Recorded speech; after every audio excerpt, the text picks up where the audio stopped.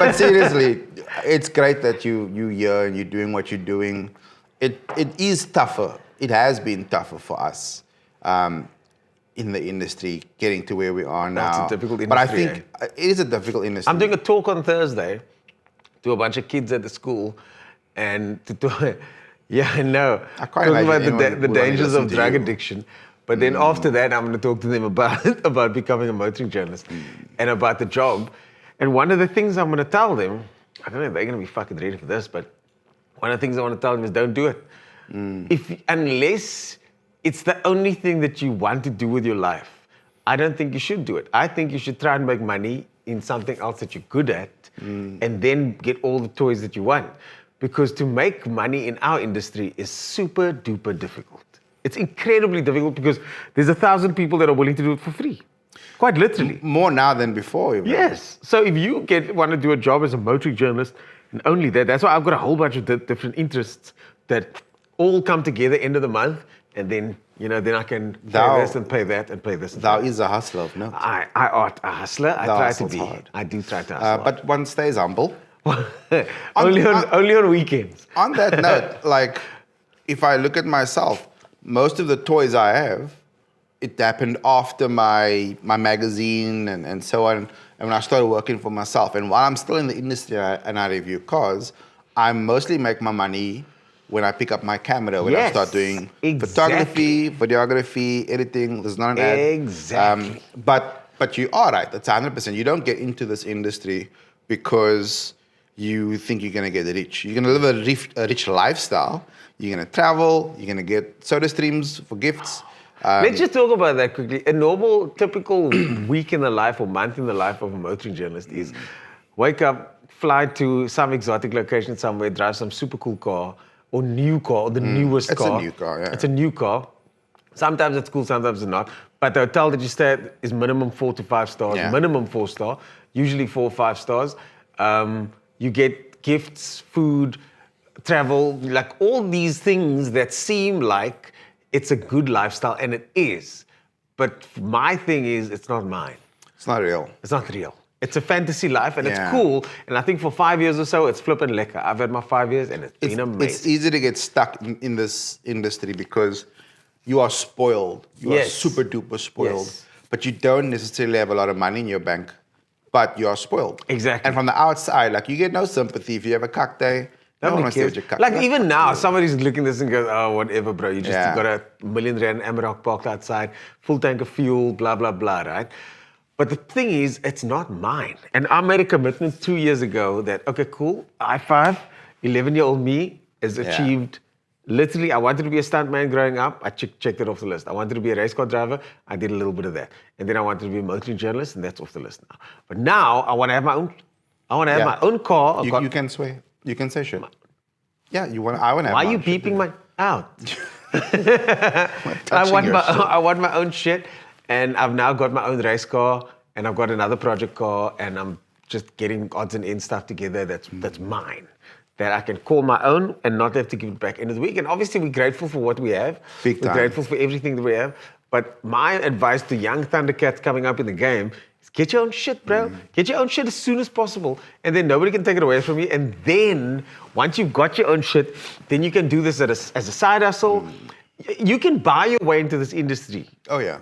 You could buy your way into this industry. There's a blueprint for that if you really wanted to. You could also work your ass off, and there are guys that, there's a 2023 way of doing it, there's a 2015 way of doing it. You know what I mean? There's a 2010, 2005 way of doing it. Big time. I don't know the 2023 way to do it as well as someone like Kumbi or whatever. But the point is, they all get in and then realize, oh shit, I need to monetize this somehow. And then that's when the difficult work begins. Because you're living the life, but to monetize it is super difficult. So my advice to young guys is always just find a way to make money. That's the main thing. Not the quick way. Not the invest with Forex and get 7% return a week. Not Bitcoin. The quick way. Not the Bitcoin way. Go the long, hard way, play the long game and make real money, and then get property or whatever the case may be, and then you can get as many toys as you want. I like how you've used this podcast as a rehearsal for your little thing you're doing with the kids. Yes, later in thank the you. week. That's brilliant. I have this. Would you like Wait, a copy can we of take it that? again? Wait, can we just cut there? I shouldn't have to start Would you like again. me to sound a little bit more Yeah. enthused? Sound like more like an 11-year-old. Yeah. No, well said. I almost think that the motivation behind getting this job has also changed quite a bit. Let's say 2010, you were watching, option videos and Video Top option, Gear yeah. and Fifth Gear and so on, and you wanted to contribute. You thought you were the shit when it comes to driving and had an opinion you wanted to share it.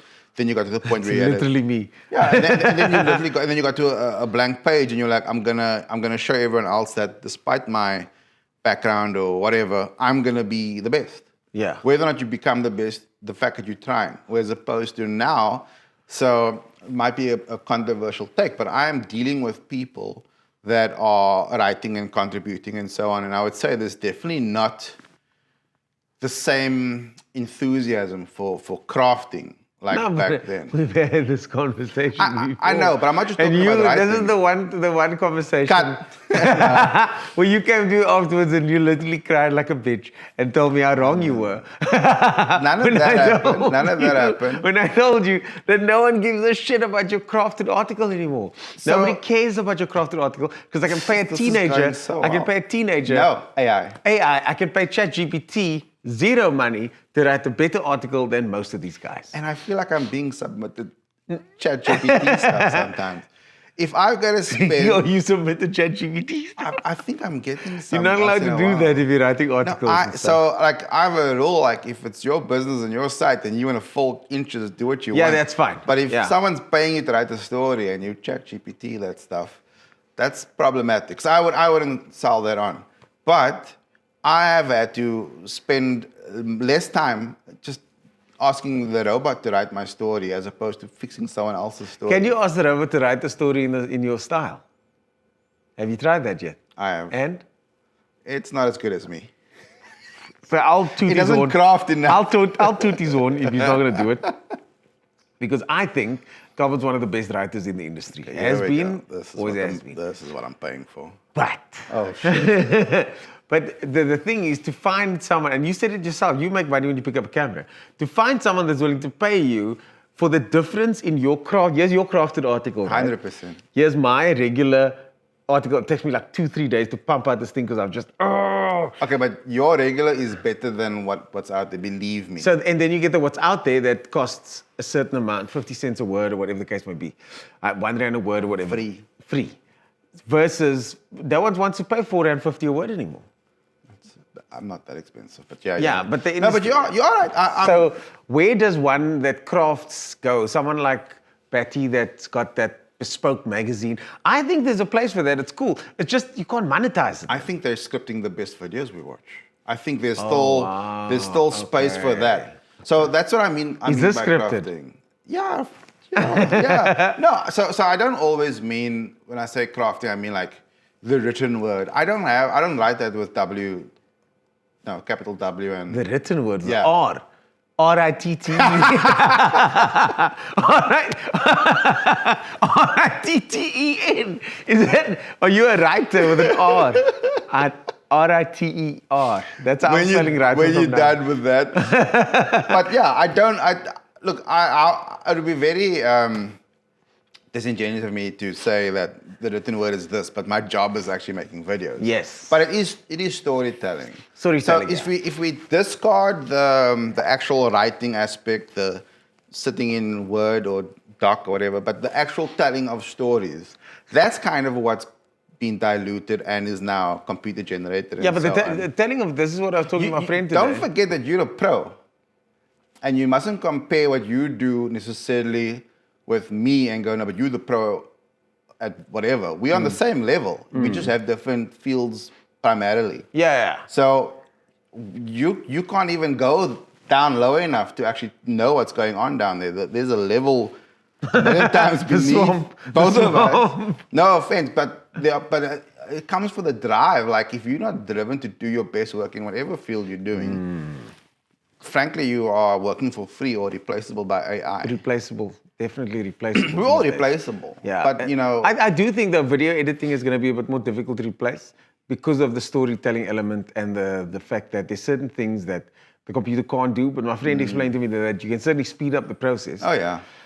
And I would have thought programming would be in jeopardy now, because that was the go-to industry if you want to make money, become a programmer. I'm not yet scared of it, but sometimes I encounter an industry parallel to mine. Like, so I'm working with so many people in different fields, and I go, shit, man, you are completely replaceable now. But I don't want to Don't say it out loud. fuck up your day. What do you say? What Yeah, did you, yeah, what yeah. did you just say that? But we are there. Shit, man, there's like 4 different topics I want to talk about. There's some people that's definitely going to get a rude awakening. So the idea now, I think, is for many of us to go, am I replaceable? Ask the question in an intelligent way to try and figure out. Yeah, ask ChatGPT. Ask ChatGPT, am I replaceable? Are you going to replace me anytime soon? If you ask ChatGPT, am I replaceable in my job? And it replies, I'm coming for you, bitch. Then, yeah, you're probably in trouble. Yeah, then you're probably in big trouble.